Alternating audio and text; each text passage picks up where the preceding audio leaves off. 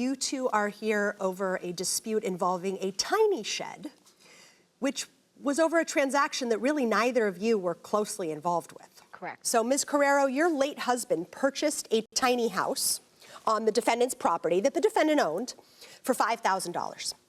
And you claim that in addition to paying the $5,000, he also agreed to a 2-year lease so that he could keep the tiny house on the property that she had. Unfortunately, your husband passed away last year, and you claim that on the day of his funeral, the defendant came to you and said, your late husband never finished paying for the shed, and she wanted it back, and it was now her home. So you would like $5,000 for the purchase price that you claim he paid, plus significant monies for flooring and upgrades that he did to the home. But because our court maximum is $5,000, you're asking for that today.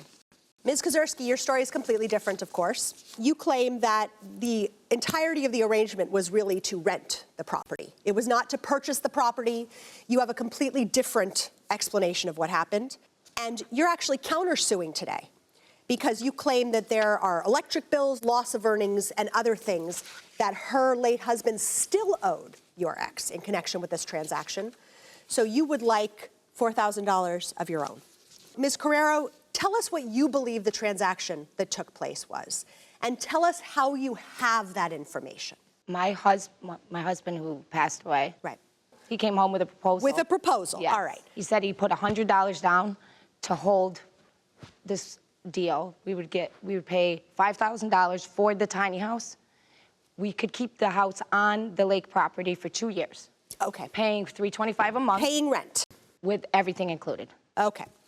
Ms. Kozierski, what do you claim the transaction was, and how do you know that? First off, my boyfriend, my ex-boyfriend at the time, came to me and said that her husband, who he was friends with, wanted to rent the tiny house. And you own the tiny house. We know that. It Yes. is not, and it's not legally a tiny house. It's not, it was never to be used as... Right. It was not supposed to be used as a dwelling, as a living place. Right. Because it was not properly coded and things like that. Right. At first, he wanted to rent it. So I said that I would not rent that shed because I didn't want somebody to try to live in it. Yep. And then he came back and said that he would pay $5,000 for it and move the shed off of the property. Once the shed was off the property, I don't care what you do with it. Okay.